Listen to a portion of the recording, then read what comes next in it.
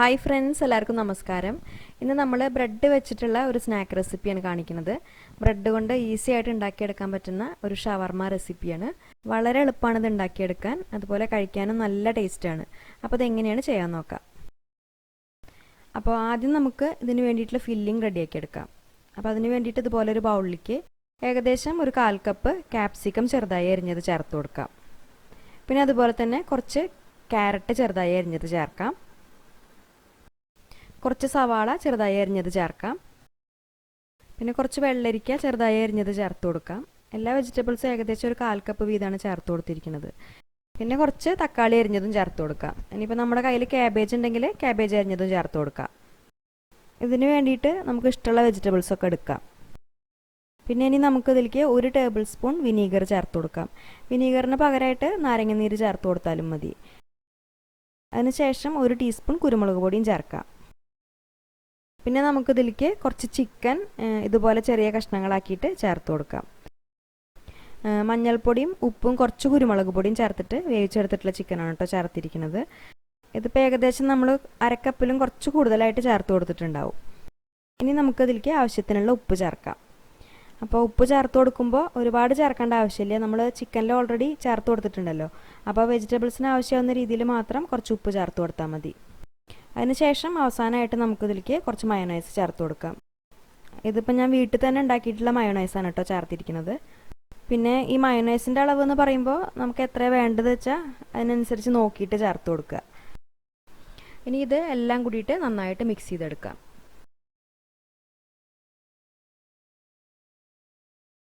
ഇപ്പോൾ നമ്മുടെ ഫില്ലിംഗ് റെഡിയായി. ഇനി ഇത് നമുക്കൊരു സൈഡിലേക്ക് മാറ്റി വയ്ക്കാം. അതിനുശേഷം നമുക്കിതിന് വേണ്ടിയിട്ടുള്ള ബ്രെഡ് കട്ട് ചെയ്തെടുക്കാം. അപ്പോൾ അതിന് വേണ്ടിയിട്ട് 2 സ്ലൈസ് ബ്രെഡ് എടുക്കുക. എന്നിട്ട് രണ്ടും ഇതുപോലെ ഒരുമിച്ച് വെക്കുക. എന്നിട്ട് ഇതിൻ്റെ മേലെ നമ്മൾ ഇതുപോലെ ഒരു ഗ്ലാസ്സോ അല്ലെങ്കിൽ കുറച്ച് ചെറിയൊരു പാത്രം എന്തെങ്കിലും വെച്ചിട്ട് ഇതുപോലെ നന്നായിട്ടൊന്ന് പ്രസ് ചെയ്ത് കൊടുക്കുക. അപ്പോൾ നമുക്കിങ്ങനെ റൗണ്ട് ഷേപ്പിലുള്ള 2 ബ്രെഡ് സ്ലൈസസ് കിട്ടും. ഈ സ്ലൈസസ് വെച്ചിട്ടാണ് നമ്മൾ പോക്കറ്റ് റെഡിയാക്കി എടുക്കുക.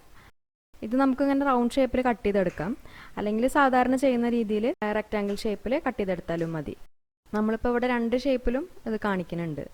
അപ്പോൾ അതിന് വേണ്ടിയിട്ട് ഇതുപോലെ വീണ്ടും 2 ബ്രെഡ് സ്ലൈസസ് എടുത്തിട്ട് അതിൻ്റെ ആ ബ്രൗൺ പാർട്ട് മാത്രം നന്നായിട്ട് എല്ലാ സൈഡും ഒന്ന് കട്ട് ചെയ്ത് കൊടുക്കുക.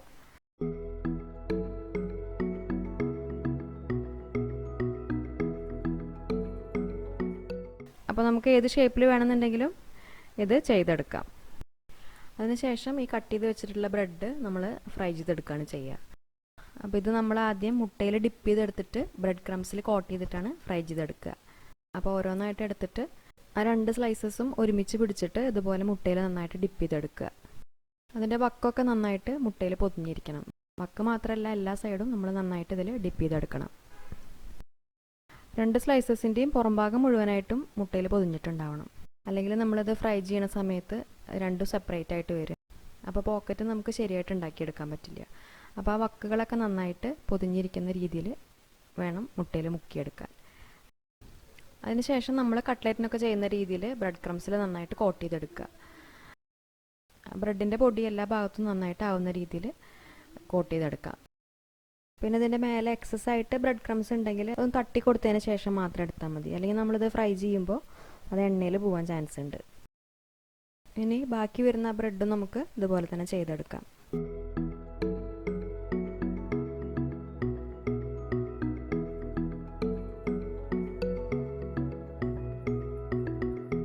അപ്പോൾ ഇത് രണ്ടും നമ്മൾ റെഡിയാക്കി എടുത്തിട്ടുണ്ട്.